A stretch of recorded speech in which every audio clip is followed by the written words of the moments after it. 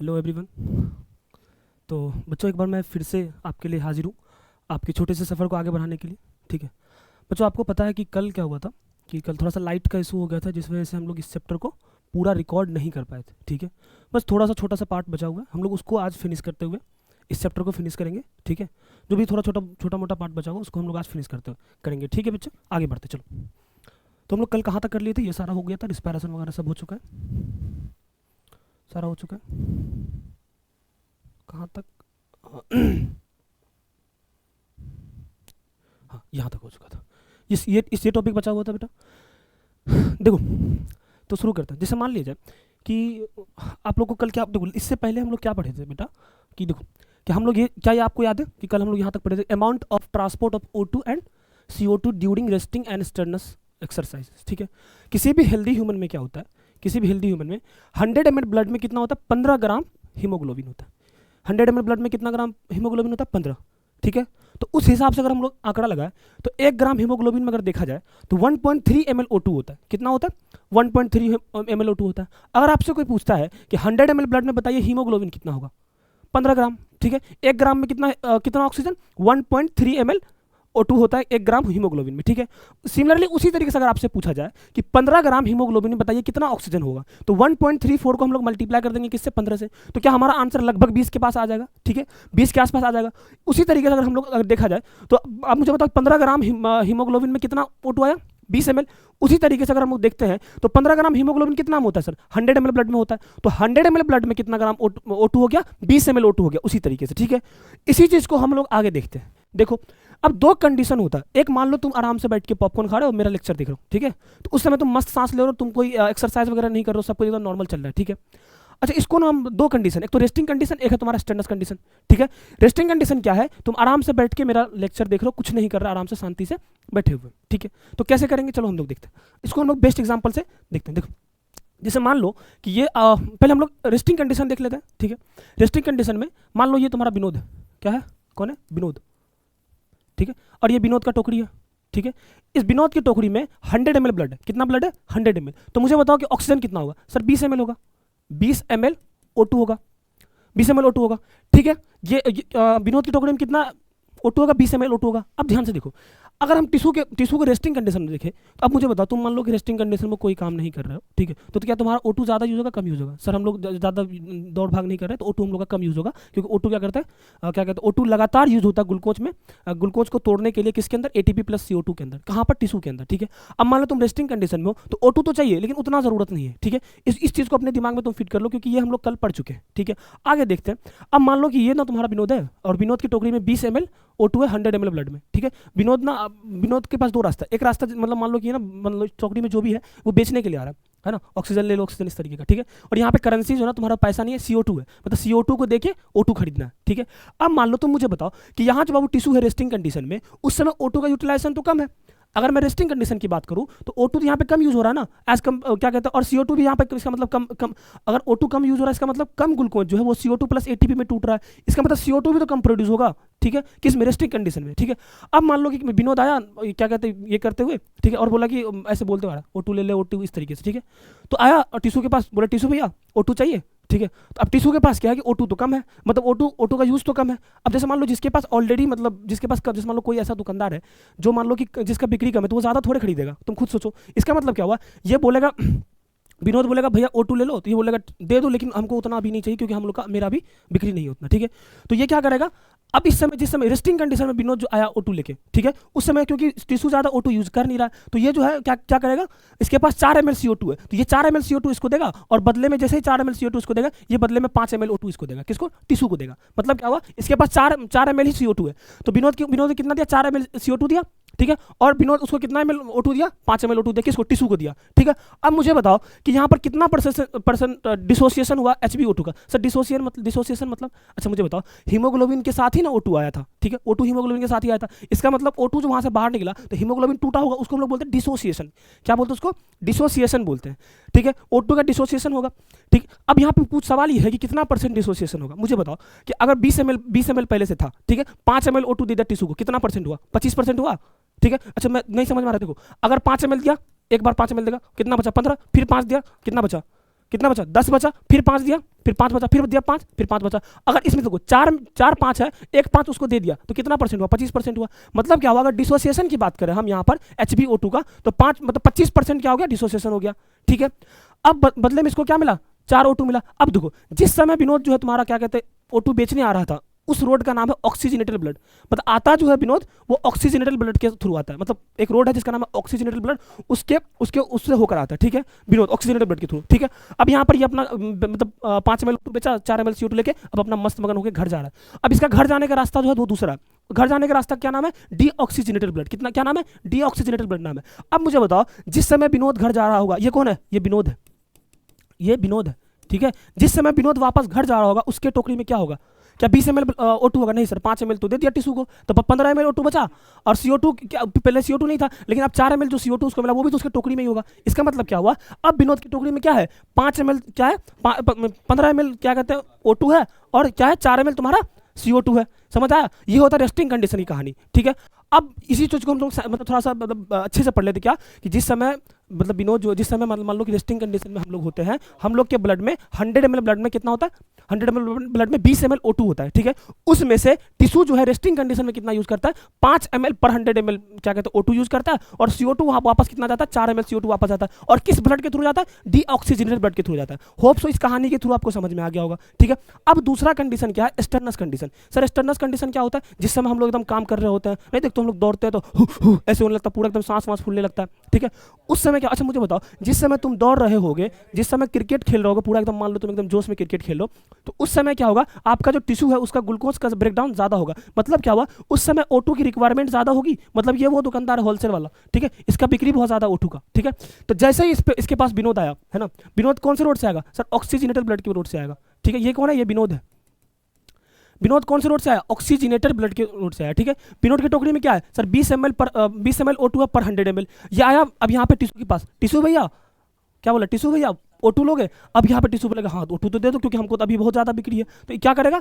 अब जैसे ही इस टिश्यू मतलब O2 देगा, अब बताओ कितना O2 देगा? यहाँ पर सबसे पहले जितना, मेरी बात सुनो, हमारे पास जितना पैसा होता है बेटा उतना ही सामान हम लोग खरीद सकते हैं। ठीक है, तो टिश्यू के पास क्योंकि स्टर्नस कंडीशन में टिश्यू बहुत ज़्यादा दौड़ भाग कर रहा है, बहुत ज़्यादा काम कर रहा है, तो इसके पास CO2 ज़्यादा है। तो क्या करेगा टिश्यू? 14 ml क्या करेगा? उसको 14 ml में अपना CO2 देगा पर 100 ml ब्लड के हिसाब से। यहाँ पे क्या हो रहा? लोड दिए मतलब 14 ml जैसे उसके टोकरी में पड़ा, वो तुरंत 15 ml O2 निकाल के किसको दे देगा? टिश्यू को दे देगा। समझ में आया? 15 ml टिश्यू को दे देगा अपना। ठीक है, O2 जब इसको 15 ml दे देगा, और इसके पास आया क्या? 14 ml CO2 आया। अब बताओ कि विनोद की टोकरी में क्या बचा? सर पहले 20 ml ब्लड था, 15 ml 20 ml क्या था? O2 था, 15 ml दे दिया, तो 5 ml तो O2 बचेगा। देखो यहाँ पर 5 ml तो O2 बचेगा। ठीक है, CO2 कितना बचेगा? CO2 कितना CO2 देके विनोद क्या टिश्यू से टिश्यू विनोद को कितना ml CO2 देके 15 ml O2 खरीदा है? 14 ml CO2 देके 15 ml O2 खरीदा है ना? तो यहाँ पर उसकी टोकरी में और क्या होगा? 14 ml CO2 कितना में? पर 100 ml ब्लड में। और अब विनोद किस रास्ते से घर जाएगा? डीऑक्सीजनेटेड ब्लड के रास्ते से घर जाएगा। समझ आया? इसका मतलब क्या हुआ? अगर तुमसे कोई पूछे रेस्टिंग कंडीशन में कितना ml तक CO2 क्या कहते हैं टिश्यू देता है किसको? टिश्यू देता किसको? क्या कहते हैं? समझ आ रहा है? हाँ देखो, तो कितना ml क्या कहते हैं स्टर्नस रेस्टिंग कंडीशन में कितना ml CO2 खर्च करता है टिश्यू? CO2 को बाहर निकालता है तो कितना होगा? 4 ml। और O2 कितना यूज करता है? वो 5 ml। ठीक है, और जिस समय हम स्टर्नस कंडीशन में होते हैं, स्टर्नस कंडीशन मतलब जिस समय हम दौड़ भाग कर रहे होते हैं, जिस समय हमारा मसल्स काम कर रहा होता है, उस समय हम कितना O2 यूज करते हैं? 15 ml पर 100 ml O2 हम लोग यूज करते हैं। और कितना CO2 हम लोग रिलीज करते हैं? 14 ml पर 100 ml रिलीज करते हैं। ठीक है, अब जो हम लोग ये देखेंगे, जब हम O2 जिस रास्ते से आया उस रास्ते का नाम है ऑक्सीजनेटेड ब्लड। क्या नाम है बेटा? Oxygenated blood. और जिस रास्ते से वापस जाएगा CO2 उसका नाम है डीऑक्सीजनेटेड ब्लड। ठीक है, समझ में आया? सो दोनों केस में सेम है। आई होप सो ये अच्छी बहुत अच्छी प्यारी सी कहानी से आपको समझ में आ गया होगा। अब मुझे बताओ, यहाँ पे हम डिसोसिएशन की बात कर रहे हैं बेटा। जब मान लो 20 ml में से 15 ml क्या, देखो 20 ml 15 ml मतलब ये 5 भी गया, ये 5 भी गया, मतलब 3-5 यूज हो गया 4 में से, तो 75% डिसोसिएशन हो गया ना। इसका मतलब क्या हुआ? 25% डिसोसिएशन जो है वो रेस्टिंग कंडीशन में होता है किसका? हीमोग्लोबिन और O2 का। और अगर बात करें इधर हीमोग्लोबिन और O2 का, 75% डिसोसिएशन जो है वो किससे होता है? किसमें होता है? स्टर्नस, यानी कि जिस समय हम लोग दौड़ भाग कर रहे हो तो उस कंडीशन में होता है। समझ आया? चलो आगे बढ़े। क्या समझ आ गया होगा? यही सवाल ना आया था नीट 2022 में कि कितना ml CO2 यूज होता है रेस्टिंग कंडीशन में। ये सब हम लोग कल पढ़ चुके थे। ठीक है, आप वहाँ से देख लीजिएगा कि मतलब कि अगर लेफ्ट शिफ्ट होगा तो क्या होगा, राइट शिफ्ट होगा तो क्या होगा। बाकी टाइम बचेगा तो लास्ट में फिर से समझा देंगे। ठीक है। अच्छा, जैसे ये थोड़ा सा ना मुश्किल टॉपिक था और मुझे लग रहा है थोड़ा सा दोबारा बताना चाहिए इसको, ठीक है, तो हम फिर से दोबारा बता रहे हैं। देखो, अब मान लो ये तुम्हारा टिश्यू है, टिश्यू के पास क्या होता है। अच्छा मुझे बताओ कि एक मतलब मान लो टिश्यू है, टिश्यू में क्या हो रहा है कि O2 यूज हो रहा है और CO2 प्रोड्यूस हो रहा है, ठीक है। तो मुझे बताओ नंबर किसका ज़्यादा होगा। ऑब्वियसली जो प्रोड्यूस हो रहा है, जिसको हम लगातार यूज करेंगे वो तो खत्म होता जाएगा ना, और जो हम प्रोड्यूस करेंगे वो बढ़ेगा, है कि नहीं। तो इसी तरीके से अगर मान लो CO2 यहाँ पर बन रहा है और O2 क्या हो रहा है, O2 यूज हो रहा है लगातार, इसका मतलब O2 कम होगा। मतलब टिश्यू में क्या होता है, CO2 का जो कंसंट्रेशन है वो ज्यादा होता है, ठीक है। अब जैसे मान लो ये तुम्हारा RBC है, ठीक है, और तो कल हम लोग क्या पढ़े थे, देखो यहाँ पे हम लोग क्या पढ़े थे सबसे पहले कि 23% जो तुम्हारा CO2 का ट्रांसपोर्ट है वो किस में होगा, हीमोग्लोबिन के फॉर्म में होता है, जिसको हम लोग क्या बोलते हैं, कार्ब अमाइनोग्लोबिन बोलते हैं, ठीक है। और 70% जो वो बाइकार्बोनेट के फॉर्म में होता है, ठीक है, और 7% जो वो डिजोल्व प्लाज्मा के फॉर्म में होता है, ये सब पढ़े थे। अब जैसे हम लोग बात करें 23% हीमोग्लोबिन के फॉर्म में जो होगा, मान लो यहाँ से CO2 आया 23%, और यहाँ पे पहले ब्लड के अंदर बहुत सारा हीमोग्लोबिन जो है वो O2 के साथ अपना रिलेशन बना के रहता है, मतलब O2 का बहुत घनिष्ठ मित्रता है किसके साथ, हीमोग्लोबिन के साथ। हीमोग्लोबिन के साथ बहुत सारा O2 अपना बॉन्ड बना के रहेगा। जैसे ही CO2 अंदर आएगा यहाँ से, अब तुमको क्या देखो, कल हम लोग क्या पढ़े थे कि CO2 का जो मतलब हीमोग्लोबिन के साथ बाइंडिंग कैपेसिटी होता है वो 20 गुना ज्यादा होता है किससे, ऑक्सीजन से। तो जैसे हीमोग्लोबिन आएगा उसको लात मार के बाहर कर देगा। देखो जैसे मान लो हीमोग्लोबिन CO2 जो है वो ब्लड में आया, हीमोग्लोबिन और ऑक्सीजन का जो बॉन्ड है ये वाला, इसको तोड़ के भगा देगा बाहर, क्योंकि क्या होता है कि CO2 का जो बाइंडिंग एफिशिएंसी होता है वो 20 गुना ज्यादा होता है किससे, O2 से। अब ये से बाहर निकल गया, अब ये CO2 इसके Hb के साथ बॉन्ड बना के क्या बन जाएगा, HbCO2 बन जाएगा, ठीक है। अब बचा 70%, 70% जो क्या कहते हैं, ये तो तुमको पता है ना, 7% तो डायरेक्टली डिसॉल्व हो जाएगा, है ना। तो 70% जो तुम्हारा क्या कहते हैं CO2 है वो जैसे आएगा, और RBC के अंदर क्या होता है, हटेगा नहीं अब,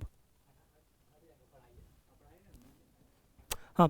तो खैर 70% जो CO2 है ना वो जैसे RBC के अंदर आएगा, आपको पता है कि ब्लड के अंदर क्या होता है, ब्लड के अंदर क्या होता है, पानी होता है। तो वो जो CO2 आएगा वो वाटर, तो आप केमिस्ट्री में पढ़े होगे आप कि जब वाटर के साथ क्या कहते हैं CO2 मतलब कि रिएक्शन करता है तो क्या बनाता है, H2CO3 बनाता है, ठीक है। और उस H2CO3 में कुछ समय बाद क्या होता है, H+ के फॉर्म में वो मतलब कि एक एंजाइम होता है। देखो मेरी बात सुनो, CO2 जो है यहाँ पर, देखो ये जो CO2 है ना, CO2 जब पानी के साथ मिलेगा तो ये क्या बनाएगा, H2CO3 बनाएगा, किसके प्रेजेंस में, कार्बोनिक एनहाइड्रेज के प्रेजेंस में, ठीक है सर।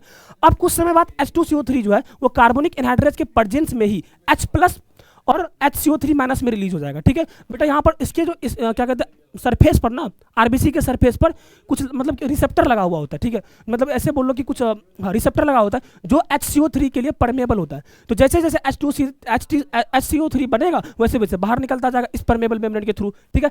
अब मेरी बात सुनो, जब -चार्ज लगातार RBC से बाहर निकलेगा, तुम खुद सोचो, तो यहाँ पर प्लस माइनस का डिफिशियंसी नहीं हो जाएगा। तो उसी को क्या कहते हैं, अच्छा मेरी बात सुनो, जैसे HCO3 बाहर निकला, ये अब बाहर क्या है, प्लाज्मा है, क्या है बेटा, बाहर क्या है, प्लाज्मा है। तो जैसे ही प्लाज्मा में हो गया, प्लाज्मा के पास क्या होता है, सोडियम होता है, क्या होता है, सोडियम होता है। तो ये जो बाइकार्बोनेट है ना वो सोडियम के साथ मिलके क्या बना लेगा, सोडियम बाइकार्बोनेट बना लेगा, क्या बना लेगा, सोडियम बाइकार्बोनेट बना लेगा, ठीक है। अब देखो यहाँ पर क्योंकि HCO3 लगातार बन रहा है, बाहर निकल रहा है, बन रहा है, बाहर निकल रहा है, बन रहा है, बाहर निकल रहा है, तो उससे क्या होगा, HCO3 की कमी हो जाएगी इसके अंदर, किसके अंदर, RBC के अंदर HCO3 की क्या हो जाएगी, कमी हो जाएगी, जिसको बैलेंस करने के लिए बाहर से क्लोरीन आयन जो है, क्लोराइड आयन, वो अंदर की तरफ आएगा, ताकि वो जो HCO3- है ना उसको क्या कर सके, बैलेंस कर सके। इसी को तो हम लोग क्या बोलते हैं, क्लोराइड शिफ्ट बोलते हैं। देखो यहाँ पे लिखा हुआ, ये कल पढ़ा चुके हैं। जो लगातार इस HCO3 की कमी को पूरा करने के लिए क्लोरीन माइनस जो है Cl- वो जब लगातार जो अंदर आता है, इसी को हम लोग क्या बोलते हैं, क्लोराइड शिफ्ट बोलते हैं। या फिर इसको क्या बोल सकते हो, हेबर्जन फिनोमेना बोल सकते हो। सर हेबर्जन फिनोमेना क्यों बोलते हैं, क्योंकि ये जो समझाया था ना, उन साइंटिस्ट का नाम क्या था, हेबर्जन साहब था, तो उनके नाम पे हम लोग बोल सकते हैं हेबर्जन फिनोमेना, ठीक है। और ये हम जैसे मान लो अगर तुमसे कोई पूछे कि क्लोराइड शिफ्ट क्यों होता है, जैसे मान लीजिए बेटा कि नीट 2024 में एक सवाल आ जाए कि क्लोराइड शिफ्ट क्यों होता है, किसमें, लोडिंग ऑफ CO2 में, है ना, टिश्यू के पास, तो क्यों होता है, for maintain potential of plasma membrane RBC, मतलब कि इसके अंदर का जो चार्ज है ना उसको बैलेंस करने के लिए क्या होता है कि तुम्हारा क्लोराइड शिफ्ट होता है, ठीक है, समझ में आया। अब जैसे मान लो इतना ये जो है ना बहुत, क्योंकि तुमको पता है 20 गुना ज़्यादा H2 मतलब कि CO2 का जो बाइंडिंग कैपेसिटी है वो O2 से 20 गुना क्या है, ज़्यादा है। तो बहुत ज़्यादा मतलब कि क्या कह रहे हैं, HCO3 बनाएगा तो बहुत ज़्यादा HCO3 बाहर निकलेगा। क्या क्लोराइड आयन अकेले इसको बैलेंस कर पाएगा, नहीं। तब लास्ट में क्या होता है, हीमोग्लोबिन बेचारा को अपना जो O2 का जो रिश्ता है उसको तोड़ना पड़ता है, ताकि हीमोग्लोबिन HHB बना के स्ट्रॉन्ग एसिड के जैसे काम करे और इसके चार्ज को बैलेंस कर सके। तो यहाँ पर हीमोग्लोबिन के पास और कोई चारा नहीं है, वो क्या करेगा, वो मजबूरन क्या करेगा, O2 से ब्रेकअप करेगा और O2 हो गया बाहर, O2 जाएगा यहाँ से बाहर, और ये HB जो है हीमोग्लोबिन वो H+ के साथ रिएक्शन करके क्या बनाएगा, HHB बनाएगा, जिसको हम लोग क्या बोलते हैं, हेमोग्लोबिनिक एसिड बोलते हैं। क्या बोलते हैं उसको? हीमोग्लोबिनिक एसिड बोलते हैं, ठीक है। तो या अच्छा, यहाँ पर पीएच एचबी जो है वो O2 के साथ रिलेशन क्यों तोड़ रहा है? क्यों तोड़ रहा है? क्योंकि उसको अंदर का चार्ज बैलेंस करना है। तो जो पीएच को मेंटेन करने के लिए जो काम होता है उसको हम लोग बोलते हैं बफर। तो यहाँ पर ये जो एचबी है बेटा, वो किसके जैसे काम किया? बफर के जैसे काम किया। समझ आया? क्या ये हम लोग कल पढ़ चुके थे? थोड़ा सा ये मुश्किल टॉपिक है इसलिए हम दोबारा रिपीट कर दिए, ठीक है। अब ये यहाँ पर देखो, यहाँ पर ऐसा क्यों हुआ? यहाँ पर CO2 हावी क्यों है? क्योंकि यहाँ पर टिश्यू के पास CO2 क्या हो रहा है? प्रोड्यूस हो रहा है, और O2 क्या हो रहा है? लगातार यूज हो रहा है, ठीक है। लेकिन अनलोडिंग के टाइम में कहानी कुछ अलग है ना, क्योंकि एल्वेलाई के पास क्या होता है, जो हम लोग का जो लंग्स है ना, वहाँ पर O2 का जो कंसंट्रेशन है वहाँ यहाँ पर ज़्यादा होता है। आप वो समझ लीजिए, इसको सीधा रिवर्स कर दीजिए, ठीक है। उस समय क्या था? CO2 ताकतवर था, है ना, CO2 ताकतवर था, इस वजह से O2 का बॉन्ड को ब्रेक कर रहा था। यहाँ पर क्या? O2 ताकतवर है। अब क्या होगा? जैसे ही यहाँ से O2 आएगा और O2 जैसे ही इसके पास आएगा, इस जो HbO2 है ना, सॉरी ये तो उल्टा हो गया ना, जैसे जो HbCO2 क्या है, ये बॉन्ड बना के आया था HbCO2, इसको मारेगा लात, यह बाहर निकाल देगा, ठीक है। कौन? O2, क्योंकि यहाँ पे O2 का, यहाँ पे ये जो ना O2 का एरिया है ना, बोलता अपने एरिया, मेरे एरिया में आओ, है ना, तो ये O2 का एरिया है, ठीक है। और यहाँ पे O2 राजा है। ऑक्सीजन जो है जैसे मतलब इसके पास आएगा आरबीसी ये करने के लिए, तो ये मारेगा लात O2 को, CO2 बाहर, और खुद उसके साथ बॉन्ड बना के क्या बना लेगा? HbO2 बना लेगा। अब उसके बाद क्या बना? H2CO3 बना था, फिर इसको कार्बनिक एनहाइड्रेस के प्रेजेंस में इसको वापस से तोड़ के उसके औकात पे ला देगा, CO2 प्लस H2O पे ला देगा, ठीक है। सीधा उल्टा कर देना, ठीक है। उसके बाद क्या HHB जो है, HHB वापस से क्या कहते हैं, H प्लस छोड़ेगा, और ये क्योंकि यहाँ पे जो इसको जो लात मार के बाहर निकाला, तो इसको बैलेंस करने के लिए चाहिए ना, जो सुख में जो साथ आया था दुख में भी तो आएगा, लोग अपना दोस्ती है, ठीक है। वापस से क्या होगा? HHB जो वापस से HbO2 में कन्वर्ट होगा, और यहाँ पर ये जो बना HbO2, ये किसके जैसे काम कर रहा है? एक्ट एज स्ट्रॉन्ग एसिड के जैसे काम कर रहा है, ठीक है। अब जैसे क्योंकि तभी क्या हुआ था, HCO3 जब बाहर निकला था तो क्या बना था? यहाँ पर ये क्या प्लाज्मा है, ये क्या प्लाज्मा के अंदर सोडियम था, तो वो क्या बना था? सोडियम बाइकार्बोनेट बनाया था। अब सोडियम वापस से बाहर निकलेगा और बचेगा H2CO3, क्योंकि ये इधर से भी परमेबल है, तो ये इधर से घुसेगा, तो वापस से Cl क्या होगा? माइनस, मतलब Cl माइनस बाहर, क्योंकि उस समय क्या होता? अंदर आया था, इस समय क्या हो जाएगा? बाहर। इसी उसको हम लोग क्या बोल रहे थे बेटा? Chloride shift. तो ये क्या हो जाएगा? रिवर्स क्लोराइड शिफ्ट हो जाएगा। समझ आया? ये क्या हो जाएगा? रिवर्स क्लोराइड शिफ्ट हो जाएगा, ठीक है। ये तो जैसा पढ़ाए हुए, और इसी को हम लोग क्या बोलते हैं? Unloading of CO2 near alveoli. अब देखो, ये है कार्बोनिक एनहाइड्रेस का एक टॉपिक है ना। कार्बोनिक एनहाइड्रेस होता क्या है?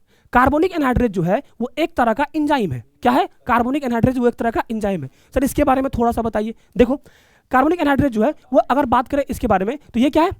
ये जिंक कंटेन करता है। क्या कंटेन करता है? जिंक को कंटेन करता है, ठीक है। और ये प्रेजेंट इन, ये आरबीसी में प्रेजेंट होता है, और एनसीईआरटी लिखती है इस बात को कि ये थोड़ा बहुत जो है वो प्लाज्मा में भी प्रेजेंट होता है, ठीक है। किस में प्रेजेंट होता है? प्लाज्मा में भी प्रेजेंट होता है। समझ गए? कार्बोनिक एनहाइड्रेट जिंक कंटेनिंग होता है, ठीक है। और ये आरबीसी में तो होता ही है, लेकिन एनसीईआरटी लिखती है इस बात को कि ये थोड़ा बहुत अमाउंट में प्लाज्मा में भी प्रेजेंट होता है, ठीक है। अब जैसे ये मान लो ये एक इक्वेशन दिया हुआ है, ठीक है, तो मुझे इसका आंसर ना कमेंट बॉक्स में देना, ठीक है। मान लो ये इधर से रिएक्शन है, ये इधर से रिएक्शन है, ये ऐसा एरो इधर इस साइड, ये ऐसा एरो है, ठीक है, और ये ऐसा एरो इधर की तरफ, ठीक है। अब मुझे बताओ कि अगर ये HCO2 प्लस H2O है, ठीक है ना, और ये इससे क्या, इधर से तुम्हारा क्या बना? H प्लस HCO3 माइनस बना, और इधर से तुम्हारा वापस हो रहा है, तो मुझे कमेंट करके बताओगे ए के बाद ए के समय क्या हो रहा है और बी के समय क्या हो रहा है, ठीक है। इसका आंसर मैं क्या कहते हैं शॉर्ट के फॉर्म में बनाऊंगा, वहां से देख लेना, और जिसका दिमाग चल रहा है वो मुझे बताएगा ए क्या है बी क्या है, ठीक है। ये तुम्हारा टिश्यू के पास हो रहा है, लंग्स के पास हो रहा है, इसका रीजन हमको बताएगा, ठीक है बेटा। आगे बढ़ते, क्योंकि वन शॉट है ना, आज हम लोग को खत्म भी करना, ठीक है। चलो ये देखो, अब हम लोग आगे नर्वस रेगुलेशन ऑफ ब्रीथिंग, ठीक है।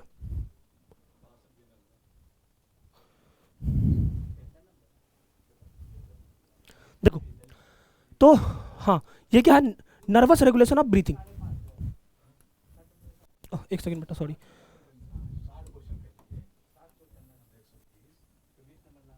क्या है? नर्वस रेगुलेशन ऑफ ब्रीथिंग, ठीक है।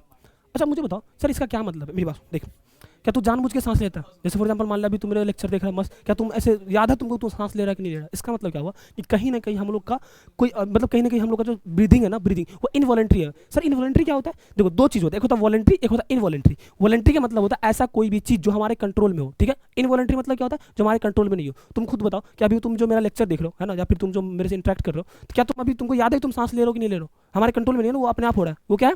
इनवॉलेंट्री है। वॉलंटरी नहीं है, वो इनवॉलंटरी है। तो कहने कि नर्वस सिस्टम हम लोग का इस चीज़ को रेगुलेट करेगा, है ना, और उसी चीज़ के बारे में हम लोग अभी पढ़ने वाले हैं, ठीक है। देखो यहाँ पर देखो, ये क्या है? ये देखो ब्रीथिंग कंट्रोल सेंटर, है ना। एक तो तुम्हारा होता है मेडुला ऑब्लंगेटा,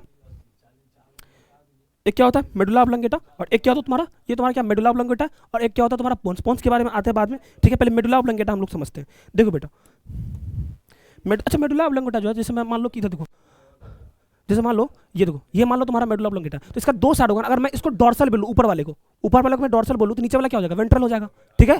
तो ऊपर वाले को क्या बोलेंगे, डी आर जी, नीचे वाले क्या बोलेंगे, भी आर जी, है ना। क्या बोलेंगे, डॉर्सल, डी आर जी, वेंट्रल, भी आर जी, है ना। अब इसी के बारे में हम लोग पढ़ने वाले हैं कि मेडुला ऑब्लोंगेटा जो है वो खुद ही दो तरह का होता है। देखो मान लो कि ये ऐसे है, एक सेकेंड,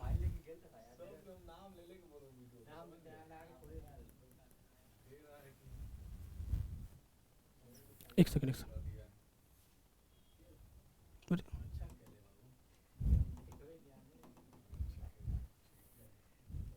देखो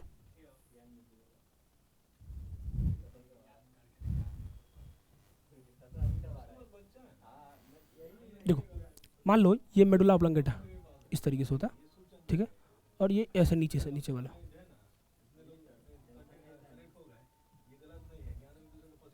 ठीक है। ये मान लो मेडुला ऑब्लोंगेटा, ये क्या है, एमओ है, ये क्या है, एम ओ है, ठीक है। इसको मान लो ये है तुम्हारा डी आर जी, इसको बोले डी, क्योंकि डॉर्सल वाला इसको बोलेंगे डी आर जी, ठीक है। और नीचे वाला क्या बोलेंगे हम लोग, भी आर जी, क्या बोलेंगे इसको, B R G, V R G बोलेंगे, ठीक है। देखो ये दो तरह का है, तुम लोग को साफ साफ दिख रहा है, ठीक है। दो तरह का, एक होता है तुम्हारा D R G, D R जी, सर क्या फुल फॉर्म होता है इसका बता रहे, एक होता है भी आर जी, एक होता है डी आर जी, एक होता है B R G. D R G का फुल फॉर्म है dorsal, dorsal respiratory group, respiratory group, ठीक है। और भी आर जी का फुल फॉर्म क्या होता है, ventral respiratory group, respiratory group, ठीक है। अब देखो ये जो है आपका, है ना, इसको हम लोग बोलते हैं इंस्पायरेटरी एरिया। क्या बोलते हैं इसको, इंस्पायरेटरी एरिया, किसको, डीआरजी को, इंस्पायरेटरी एरिया, क्या बोलते हैं बेटा, इंस्पायरेटरी एरिया, ठीक है। अब इसमें क्या क्या होता है वो हम लोग पढ़ने वाले हैं, ठीक है।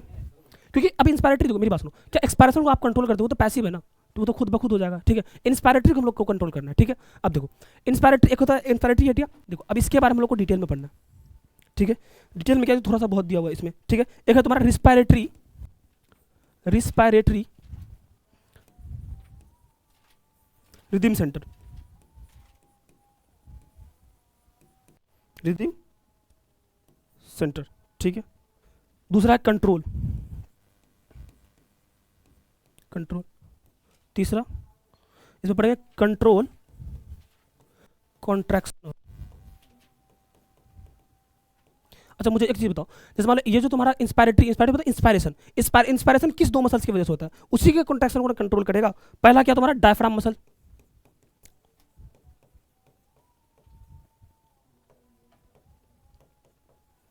दूसरा क्या, एक्सटर्नल इंटरकोस्टल मसल, यही दोनों की वजह से ये हो रहा था, इसी को कंट्रोल करेगा। अच्छा ये जो आपका जो कंट्रोल है वो, ये जो है आपका जो डीआरजी है ना बेटा, वो नॉर्मल रिस्पिरेटरी कंट्रोल करता है, मतलब ऐसा स्टर्नस वाला नहीं, नॉर्मल ब्रीदिंग। और वो भी कौन सा, सिर्फ और सिर्फ इंस्पायरेशन ब्रीदिंग, वो भी कौन सा, सिर्फ और सिर्फ इंस्पायरेशन, इंस्पायरेशन, ठीक है। सर डीआरजी क्या होता है, देखो डीआरजी हम समझा रहे हैं, ठीक है। वीआरजी,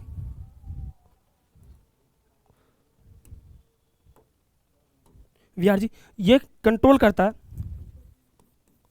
control of internal intercostal muscles, internal intercostal muscle, जिसको हम लोग शॉर्ट फॉर्म में IICM बोलते हैं, विथ, और साथ में क्या होगा, एब्डोमिनल मसल,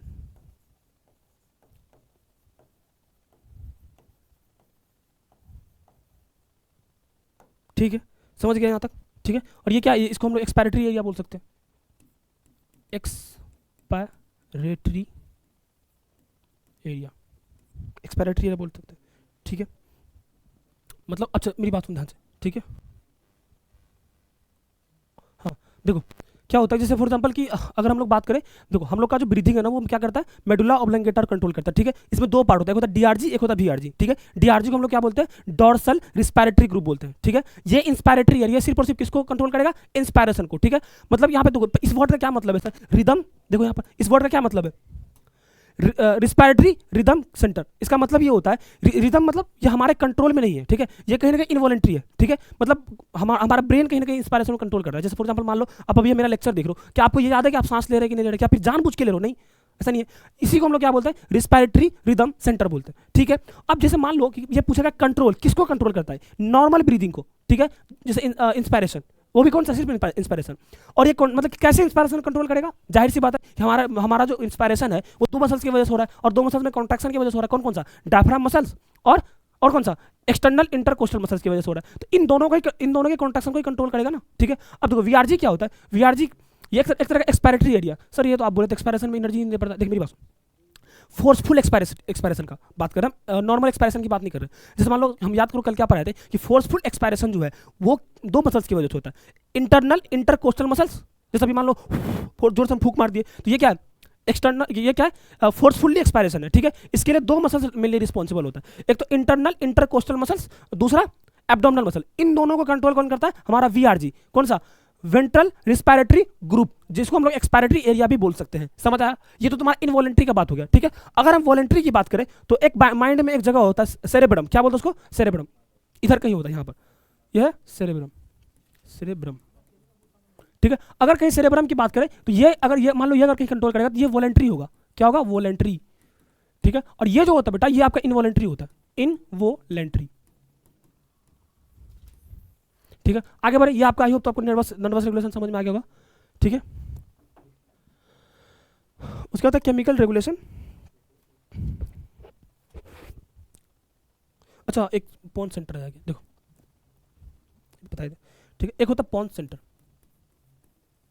पॉन्स सेंटर, या फिर इसी को हम लोग क्या बोलते हैं, नीमोटॉक्सिक, न्यूमोटॉक्सिक सेंटर बोलते हैं, नीमोटॉक्सिक सेंटर बोलते हैं, ठीक है। ये क्या है, ये है, इसको हम लोग स्विच ऑफ सेंटर भी बोलते हैं, स्विच ऑफ सेंटर भी बोलते हैं। सर ये क्या होता है स्विच ऑफ सेंटर, ये इंस्पायरेशन को रोकता है, ठीक है, stop inspiration, stop inspiration, inspiration रोकता है। सर ये इंस्पायरेशन क्यों रोकता है, देखो सबसे बड़ी बात कि अगर मान लो तुम्हारा जो पोन्स है ना वो अगर हाइपर एक्टिव हो गया, मैं कंडीशन लिख रहा हूँ, if pons centre is hyper active, तो क्या होगा, रेट ऑफ ब्रीथिंग को ये क्या कर देगा, increase rate of breathing, rate of breathing, ठीक है, due to decrease duration of inspiration,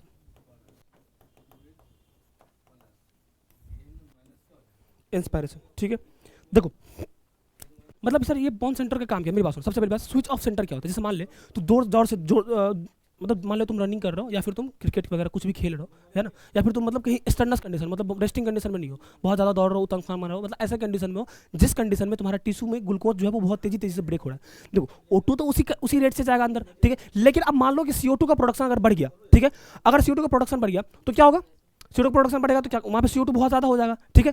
तो जिसको अगर याद करो, जब सोचो जरा सा, जब हम लोग क्या करते हैं, हाफ नहीं लगते, जैसे ऐसे जब करने लगते हैं तो उस समय क्या होता है, हम लोग सही से पूरा सांस ले नहीं पाते, इंस्पायरेशन पूरा नहीं कर पाते, उसको कौन कंट्रोल करता है, पॉन्स सेंटर। सर ऐसा क्यों करता है, ताकि CO2 जल्दी जल्दी बाहर निकले, सिर्फ एक्सपायरेशन कर रहे होते हैं उस समय हम लोग, इंस्पायरेशन मतलब बहुत तेजी से इंस्पायरेशन नहीं कर रहे होते, मतलब जैसे ऐसा करते हो ना, पूरा हाफ नहीं लगते, ऐसा इसलिए होता है क्योंकि उस समय आपका CO2 बहुत तेजी से बाहर निकल रहा होता है, और O2 मतलब इंस्पायरेशन हम लोग नहीं कर पाते, और ये कंट्रोल कौन करता है, पॉन्स सेंटर कंट्रोल करता है, जिसको हम लोग नीमोटॉक्सिक सेंटर भी बोलते हैं। ये क्या होता है बेटा, ये स्विच ऑफ सेंटर है जो स्टॉप करता है इंस्पायरेशन को। ऐसा क्यों करता है, जब मान लो कि पॉन्स सेंटर आपका हाइपर एक्टिव हो जाएगा ना, तो रेट ऑफ मतलब ब्रीथिंग का जो रेट है वो बढ़ा देगा, due to decrease duration of inspiration, तुम्हारा क्या होता है, रेट ऑफ ब्रीथिंग जो है बढ़ जाता है। मतलब ऑब्वियसली अब मेरी बात सुनो, ब्रीथिंग का रेट क्या बढ़ेगा, जब तुम इससे बोल लो या फिर इंस्पायरेशन की रेट को घटा दो, दोनों बात सेम है, आगे बढ़े, है ना। यह हमारा लोग का आज का लास्ट टॉपिक है, केमिकल रेगुलेशन ऑफ ब्रीथिंग, ठीक है।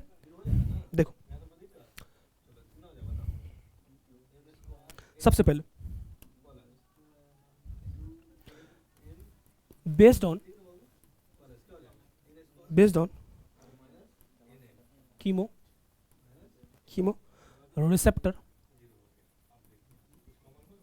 रिसेप्टर्स है ना, विच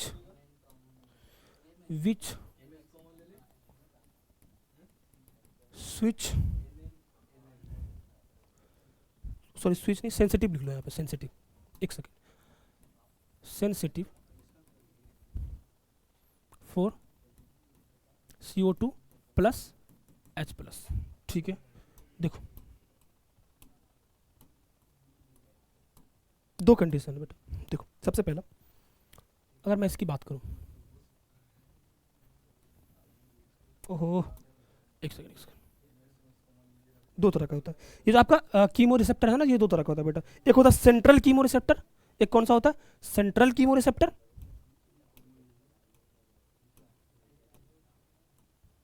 एक होता है आपका सेंट्रल कीमो रिसेप्टर,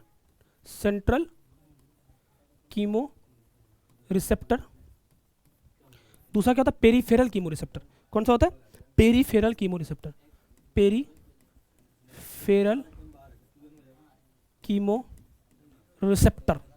क्या होता है, पेरीफेरल कीमो रिसेप्टर। ठीक है, ये कहां प्रेजेंट होता है, प्रेजेंट नियर, कहां पर, मेडुला ऑब्लोंगेटा इन ब्रेन। ठीक है, और ये कहां प्रेजेंट होता है, प्रेजेंट ऑन, एक सेकेंड, कैरोटिड आर्टरी, ऑन दो जगह पर प्रेजेंट होता है। एक तो तुम्हारा कैरोटिड आर्टरी, और दूसरा कौन सा होता है, आयोटिक आर्च। ठीक है, समझा रहे सारा। ठीक है,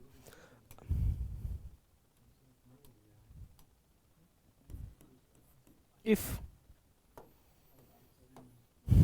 H plus and CO2 increase in cerebrum spinal fluid, या फिर if H plus and CO2 increase in blood। ठीक है, तो क्या होगा,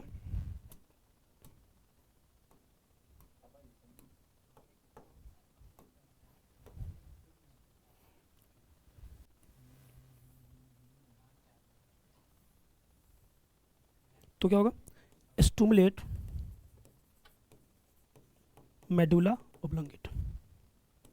तब क्या, ये क्या करेगा, इंक्रीज रेट ऑफ ब्रीथिंग।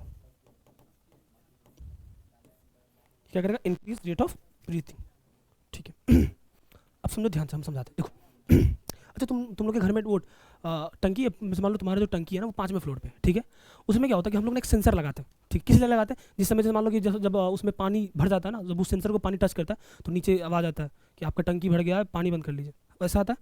उसी तरीके से सेम टू सेम ऐसे यहाँ पे होता है। जैसे मान लो, अब मुझे बताओ कि हम लोग के बॉडी में क्या क्या हार्मफुल है। एक तो तुम्हारा CO2 हार्मफुल है, एक तुम्हारा H प्लस हार्मफुल है। ठीक है, अब मान लो कि दो जगह, एक तो ब्लड, दूसरा क्या है, सेरिब्रल स्पाइनल फ्लूइड, है ना। इन दोनों जगह पर, है ना, मान लो कभी कभी क्या होता है, CO2 का या फिर H प्लस का कंसंट्रेशन बढ़ जाता है। ठीक है, अब मान लो, अगर मेरी बात सुनो, जैसे मान लो मैं बात करूँ केमिकल रेगुलेशन ऑफ ब्रीथिंग की। ठीक है, तो ये ना क्या होता है, ये बेस्ड होता है किस पर, कीमो रिसेप्टर पर।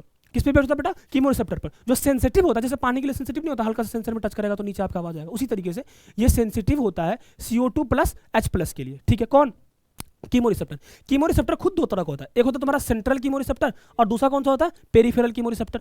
सर सेंट्रल कीमो रिसेप्टर कहां पर होता है, ब्रेन में मेडुला ऑब्लोंगेटा के पास होता है। ठीक है, और अगर पेरिफेरल कीमो रिसेप्टर की बात करें तो ये प्रेजेंट होता है ना, कहां पर, एक तो carotid artery. Sir carotid artery क्या होता है, वो आर्टरी जो ब्लड लेके जाता है ब्रेन के पास, है ना, उसको हम लोग क्या बोलते हैं, कैरोटिड आर्टरी बोलते हैं। और ये तुम्हारा जो अयोटिक आर्च है ना, ये हार्ट के पास एक मतलब आर्ट टाइप का बना होता है, हार्ट से जो ब्लड लेता है उसको हम लोग बोलते हैं अयोटिक आर्च बोलते हैं, ठीक है। इन दोनों के पास होता है, इन दोनों जगह पर अयोटिक आर्च और क्या कहते हैं सेरिब्रल स्पाइनल फ्लूइड के पास, अगर मान लो फ्लूइड में दोनों में मान लो CO2 या फिर H+ का कंसंट्रेशन अगर बढ़ गया तो क्या होगा, ये दोनों जो है वो जैसे नहीं होता, जैसे पानी उस सेंसर को टच करेगा तो नीचे आवाज आता है, उसी तरीके से जैसे बढ़ेगा, मतलब CO2 या फिर H+ का कंसंट्रेशन जैसे ही बढ़ेगा किसमें, सेरिब्रल स्पाइनल फ्लूइड में और किसमें, क्या कहता है तुम्हारा ब्लड में, तो ये तुम्हारा किसको स्टिमुलेट करेगा, मेडुला ऑब्लंगेटा को, जो क्या करता है रेट ऑफ ब्रीथिंग को बढ़ा देता है। और तुमको पता भी कुछ देर पहले हम लोग पढ़े, जब रेट ऑफ ब्रीथिंग बढ़ जाता है तो क्या होता है, CO2 बहुत तेजी से बाहर निकलता है, ठीक है, समझ आ गया, ठीक है, यहाँ तक कोई दिक्कत किसी को, ये तुम्हारा चैप्टर यहाँ पर खत्म हो गया, ठीक है। और कल ना कुछ 1-2 कमेंट आया था कि सर वो डिसऑर्डर फिर से बता दीजिएगा, ठीक है, तो हम फिर से बताते डिसऑर्डर, है ना, 5 मिनट लगेगा, उसको बता देता, ठीक है। तो पहला क्या, एस्थमा। एस्थमा क्या बेटा, एक तरह का एलर्जी होता है, ये क्या एक तरह का एलर्जी होता है, ठीक है ना। क्या लिखा हुआ है कि it is a difficulty of breathing causing wheezing due to, wheezing sound होगा यहाँ पे, एक सेकंड, यहाँ पे वीजिंग साउंड होगा, wheezing sound due to inflammation of bronchi या फिर ब्रोंक्यूल्स। मेरी बात सुन, जैसे मान लो कि हम लोग का ब्रोंक्यूल्स कल पढ़ चुके हैं हम लोग कंडक्टिंग जोन में, ठीक है। अगर मान लो वहाँ पर गलती से इन्फ्लामेशन हो गया, जैसे मान लो तुम्हारा कोई गला दबा दे ऐसे आवाज निकलेगा घर घर टाइप का, है ना, उसी को बोलते हैं वीजिंग साउंड बोलते हैं, उसको क्या बोलते हैं, वीजिंग साउंड। एस्थमा में क्या होता है कि मतलब कि सबसे पहली बात तो डिफिकल्टी होता है सांस लेने में, और सांस लेने के दौरान नहीं होता, तुम सुने होगे कि बुजुर्ग लोगों के कि घर घर का आवाज आता है, उसको बोलते हैं वीजिंग साउंड, ठीक है, वो साउंड आता है ना। और ऐसा क्यों होता है, क्योंकि ब्रोंकी या फिर ब्रोंक्यूल्स में क्या हो गया, इन्फ्लामेशन हो गया, ठीक है, समझ गए यहाँ तक एलर्जी। और ये एस्थमा क्या एक तरह का एलर्जी है। सर इम्फेसिया क्या होता है, इम्फेसिया को समझाने के लिए हम एक डायग्राम बना रहे हैं, आपको बहुत अच्छे समझ में आ जाएगा, देखो एक सेकंड बेटा,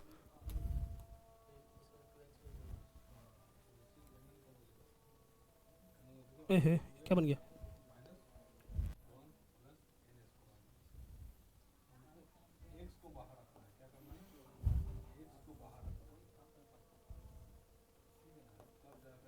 मान लो ये तुम्हारा कोई इंसान है, ये है उसका लंग्स, ये क्या एल्वेलाई, ठीक है।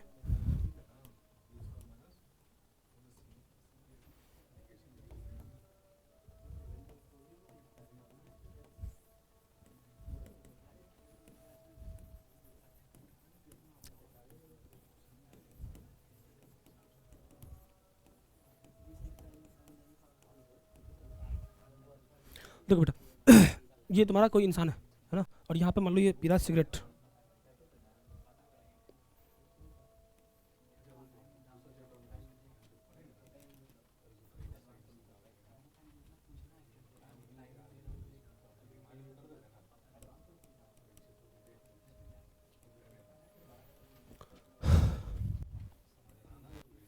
देखो ठीक है। इम्फेसिया क्या होता है, मेरी बात सुनो, जैसे मान लो कि बेटा जैसे मान लो कोई इंसान क्या कर रहा है तुम्हारा, स्मोकिंग कर रहा है, उसकी वजह से क्या होगा कि स्मोकिंग की वजह से हम लोग का जो धुआं है ना वो लंग्स में गया, ठीक है। तो लंग्स में क्या होता है, CO2 का कंसंट्रेशन बढ़ जाता है, ठीक है, क्या होता है लंग्स में CO2 बढ़ गया। अब मुझे बताओ अगर लंग्स में CO2 बढ़ा, पहले ये समझो कि हम लोग का जो एल्वलाई होता है ना वो कहीं ना कहीं सेल से ही बना होता है, क्योंकि हम लोग का बॉडी के अंदर जितना भी चीज पार्ट है वो सेल का ही बना हुआ होता है, ठीक है, तो कहीं ना कहीं सेल का बना हुआ होता है। तो सेल के अंदर लाइसोसोम होगा, लाइसोसोम पढ़े तो 9th क्लास में, सुसाइडल बैग होता है, क्योंकि उसके अंदर ट्रिप्सिन एंजाइम होता है। क्या होता है, जैसे मान लो तुम्हारा जो एल्वलाई वो सेल का बना हुआ होगा, सेल के अंदर लाइसोसोम भी होगा, जाहिर सी बात है, और लाइसोसोम क्या है, सुसाइड बैग है, क्योंकि उसके अंदर ट्रिप्सिन होता है। अब लाइसोसोम का जो वॉल है ना बेटा, अब मान लो लाइसोसोम अगर फट गया तो ट्रिप्सिन एंजाइम बाहर निकल जाएगा, और ट्रिप्सिन एंजाइम तो पूरा डाइजेस्ट ही कर जाएगा, ठीक है। लेकिन लाइसोसोम का जो वॉल है उसको मेंटेन करने के लिए विटामिन ई और भारी मात्रा में O2 चाहिए होता है, ठीक है। अब मान लो कोई इंसान अगर स्मोकिंग कर रहा है तो उसका वहां पे तो CO2 कंसंट्रेशन बढ़ेगा, और अगर CO2 कंसंट्रेशन बढ़ेगा तो O2 का कंसंट्रेशन घटेगा, ठीक है, जिसके वजह से क्या होगा कि लाइसोसोम का जो वॉल है वो वीक हो जाएगा, और लाइसोसोम का जब वॉल वीक होगा तो वो जो उसका जो ये है ना क्या होगा, उसका जो लाइसोसोम का जो वॉल है वो फट जाएगा, और फटेगा तो ट्रिप्सिन एंजाइम बाहर निकल जाएगा, जो एल्वलाई के वॉल को क्या करेगा, डाइजेस्ट कर देगा, जिसके वजह से इन्फेक्शन क्या, जिसके वजह से क्या होगा कि एल्वलाई का सरफेस एरिया डिक्रीज करेगा, है ना, और जिसकी वजह से ये ना क्रोनिक डिसऑर्डर बन जाएगा। सर क्रोनिक डिसऑर्डर क्या होता है, घातक डिसऑर्डर, जिसकी वजह से मौत भी हो सकती है, ठीक है। तो यहाँ पे क्या लिखा हुआ है, अब ये चीज तुम समझ गए होगे, इम्फेसिया क्या है, एक तरह का क्रोनिक डिसऑर्डर है। देखो emphysema is a chronic disorder, मतलब ये घातक, घातक मतलब lead to death, lead to death, ठीक है।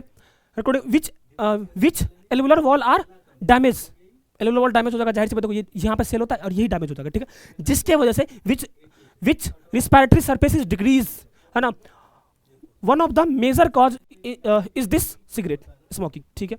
तो ये तुम्हारा दोनों समझ में आएगा, सिगरेट स्मोकिंग की वजह से क्या होगा कि CO2 कंसंट्रेशन बढ़ेगा एल्वोलाई के अंदर और सरफेस एरिया जो है तुम्हारा लंग्स का वो डिक्रीज कर जाएगा, जिसकी वजह से लाइसोसोम फट जाएगा, जिसकी वजह से ट्रिप्सिन एंजाइम की वजह से डाइजेस्ट हो जाता है और ये क्रोनिक डिसऑर्डर मतलब ये लीड टू डेथ आगे। And this is the last disorder जो तुम्हारे एनसीईआरटी में दिया हुआ। देखो सर ऑक्यूपेशनल डिसऑर्डर क्या होता है, काम काज से जुड़े हुए डिसऑर्डर, जैसे मान लो तुम जैसे कोयल फैक्ट्री में समझते हो, वहाँ पे जो कोयला को जो छूटते हैं हम लोग, तो उसका जो धुआं वो हम लोग के बॉडी के अंदर आता है, ठीक है, उसको मतलब कॉल, जैसे कहीं पर शीशा बन रहा है तो शीशा बनने के समय जो मतलब वो आता है ना, जैसे मान लो कहीं पर पत्थर की कटाई हो रही है, उस समय जो धूल आता है वो हम लोग के लंग्स में जाता है। तो ऑक्यूपेशन से जुड़ा हुआ जो डिसऑर्डर होता है ना बेटा, वो क्या होता है, उसी को हम लोग ऑक्यूपेशनल डिसऑर्डर बोलते हैं, ठीक है, ऑक्यूपेशन से जो जुड़ा हुआ होता है। तो बहुत जैसे मान लो कि कोई अगर मतलब कॉटन की फैक्ट्री में काम कर रहा है, अगर कॉटन का सिलिका जो है हम लोग के बॉडी के अंदर चला गया, कॉटन का फाइबर चला गया हम लोग के बॉडी के अंदर, तो इसके वजह से जो डिजीज होता है उसी को हम लोग क्या बोलते हैं, ऑक्यूपेशनल रेस्पिरेटरी डिसऑर्डर बोलते हैं। देखो क्या लिखा हुआ है, ऑक्यूपेशनल रेस्पिरेटरी डिसऑर्डर, क्या है, ऑक्यूपेशनल रेस्पिरेटरी डिसऑर्डर, ठीक है। In certain industries specially those involving grinding, grinding मतलब ग्राइंडिंग समझते हो, हाँ समझ लो, ठीक है, किसका, स्टोन ब्रेकिंग, एक सेकेंड, स्टोन ब्रेकिंग, देखो स्टोन ब्रेकिंग है ना, सो मच डस्ट, जहां पर बहुत ज्यादा डस्ट हो रहा हो, ठीक है, is produced that the defense mechanism of the body cannot fully cope with the situation, मतलब क्या उस समय जो हम लोग का बॉडी का जो डिफेंस मैकेनिज्म होता है उस पूरे सिचुएशन को संभाल नहीं पाता है, क्या होता है, उस पूरे सिचुएशन को संभाल नहीं पाता, ठीक है, वही लिखा हुआ है। And long exposure can give rise to the inflammation leading to the fibrosis, मतलब क्या हुआ, अगर कोई लंबे समय तक उस जगह पे काम कर रहा है तो वो बाद में इन्फ्लेमेशन कर सकता है ना, और इन्फ्लेमेशन कर सकता है तो बाद में डिजीज हो जाएगा, ठीक है, inflammation leading to the fibrosis. और यहाँ पे ना प्रोलिफिकेशन मतलब मान लो कि फाइब्रस टिश्यू का क्या होगा, डिपोजिशन होगा किसमें, लंग्स के अंदर।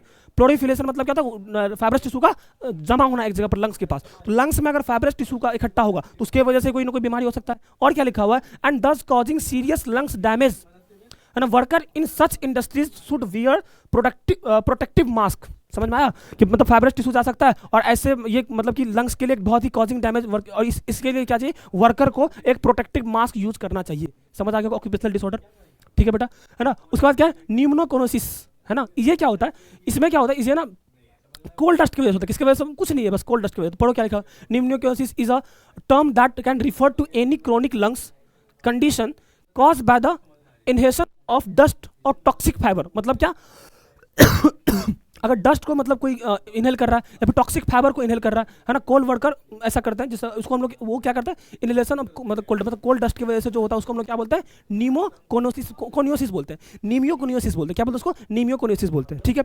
सिलिकोसिस क्या होता है बेटा, सिलिका डस्ट अगर किसी के कोई अगर मान लो सिलिका डस्ट कोई अगर इनहेल कर लिया उसको हम लोग क्या बोलते हैं, सिलिकोसिस बोलते हैं, क्या बोलते हैं उसको, सिलिकोसिस बोलते हैं। अगर कोई इंसान सिलिका डस्ट को ये कर ले, इनहेल कर ले, उसको हम लोग क्या बोलते हैं, सिलिकोसिस बोलते हैं, ठीक है। उसके बाद क्या है, एबेस्टियोसिस, अच्छा मुझे तुमको पता है एबेस्टियोसिस में तुम बोटनी में एक चैप्टर पढ़ोगे पॉपुलेशन इवोल्यूशन वाले में, उधर वहाँ पे, तो ये क्या है,